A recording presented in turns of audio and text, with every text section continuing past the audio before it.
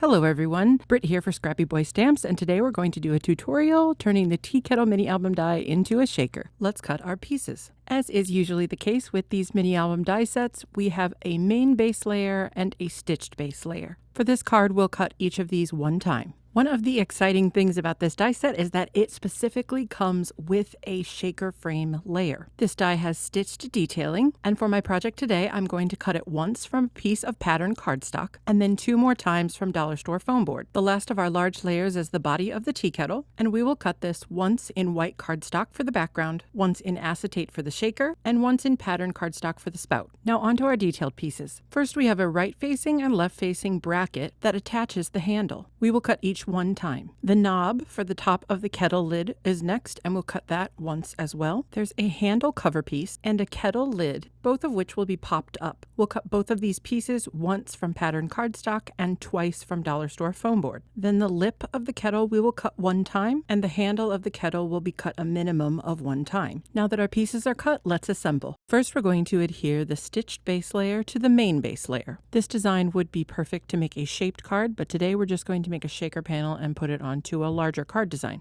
Next, we'll assemble all of the pieces actually used to make the shaker element. I'm going to create a background design on the body of my kettle, but I knew I wanted the spout of my kettle to match all of the other elements. I'm going to attach that extra patterned spout to the background and set it aside to dry. Next, I'll take the shaker frame that I cut from my pattern cardstock, and I'll adhere it to the top of my acetate using liquid glue. I do know people sometimes find it challenging to use liquid adhesive with acetate. Wet adhesive does need a little more drying time on non-porous surfaces, and it definitely can be a little messy if you're not careful, so use what you're comfortable with. I just like that liquid glue gives me a good strong hold once it's dry, and I feel like I can really trust it. While that sits aside for a moment, we're going to take our 2 layers we cut with dollar store foam board, and we'll adhere these, stacking them one on top of the other to create the wall of our shaker. Now there are a lot of different ways you could choose to create your shaker wall. You could cut and stack pieces of cardstock multiple times. You could use sheets of craft foam, and there's always the option of using very thin foam adhesive. I just find this method to be the quickest and the cheapest for me. Once our foam layers are together, we're going to adhere the acetate piece to the top. Here's a liquid glue tip. If you find it to be a little messy, don't be afraid to wipe a little bit away with your finger before you adhere your 2 pieces together.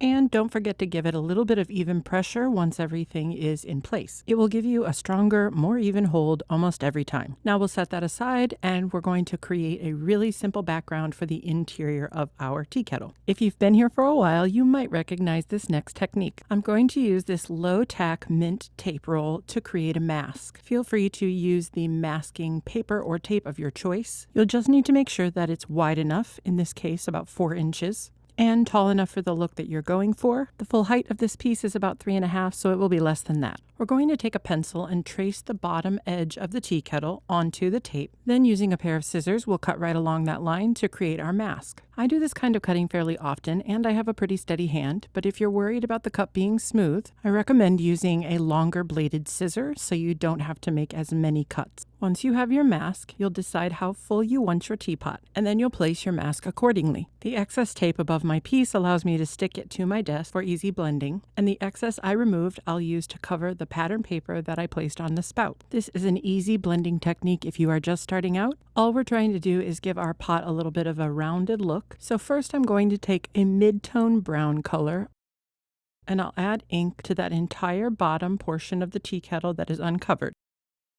And to create the rounded shape, I will ink more heavily around the edges while using a lighter hand toward the middle. I definitely wanted this to look more like tea than coffee, so I essentially only did 1 pass with my first color. Then using another mid-tone, but one that is a few shades darker, I blended in another layer of ink around the edges, which helps to reinforce that rounded shape and add some dimension that our single layer didn't quite achieve on its own. And remember, I'm trying for tea, so this does not make a huge difference, but it does contribute to a little more dimension in the overall background. And once I'm satisfied, my favorite part, the peel and reveal. Isn't that so satisfying? Once my background is done, it's time to make a custom shaker mix. At this point, it's probably pretty obvious that I have chosen this color scheme because it references a very popular hot drink establishment. You know, the one with the mermaid. So I'm going to use one of my favorite shaker mixes from Buttons Galore and More, Desert Sky, along with some old flat sequins by Park Lane from my stash, along with some iridescent brown cup sequins. And I don't particularly remember where these are from, but they're generic enough that you could probably find them at most craft stores.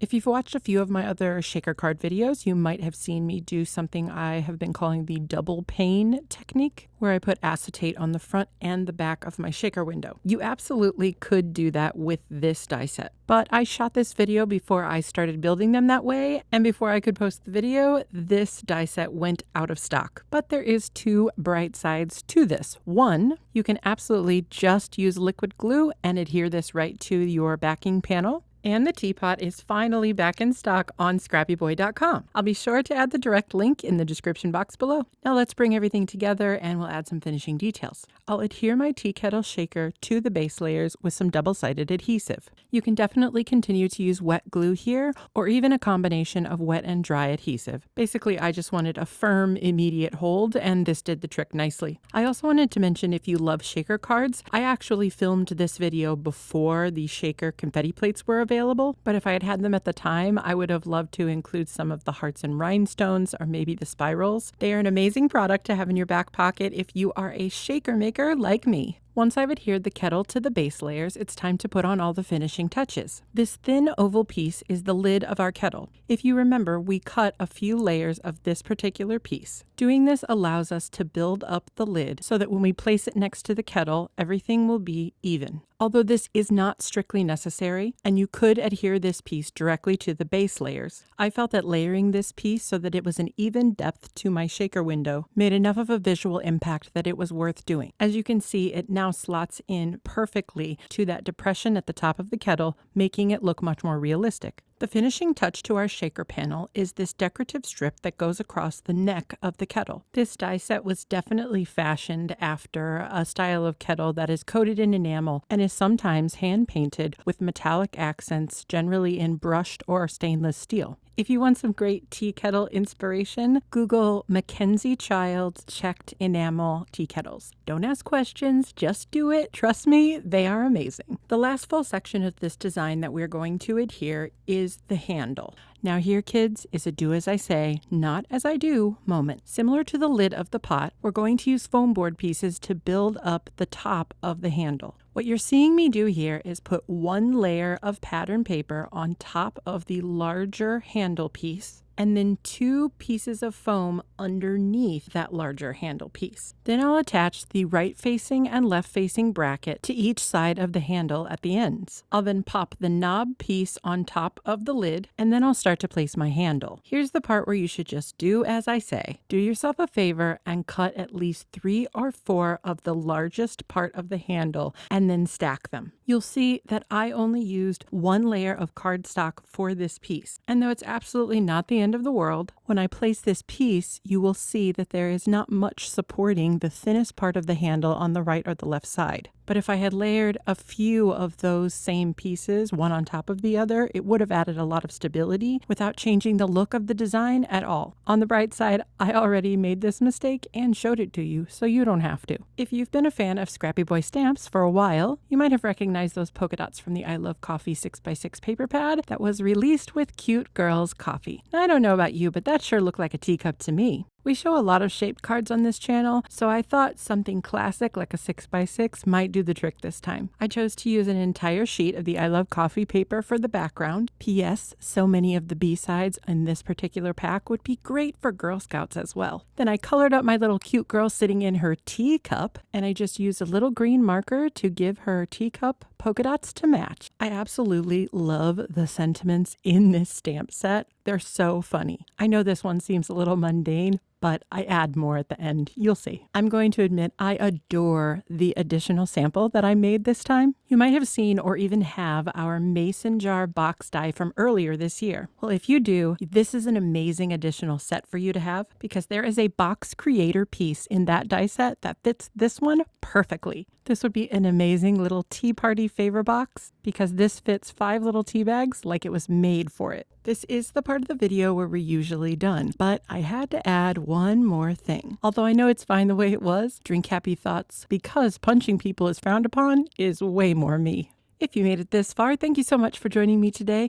We really love you in our little crafty community, and we could not do this without you. Speaking of community, we would love to see you come and follow us on Instagram and Facebook. There you'll find news, shipping updates, product releases, and inspiration by our amazing design team. The stamps, dies, and pattern paper you saw in this project are available on scrappyboy.com, and links to the store, social media, and all the places you can find me will be in the description box below. Don't forget to subscribe to the Scrappy Boy YouTube channel and give this video a like and a comment. It really helps us meet new people who are about to become old Scrappy friends. And if nothing else, remember this. Sometimes you drink coffee while you get the tea because it's too early for wine. I'm so sorry. See you next time. Bye.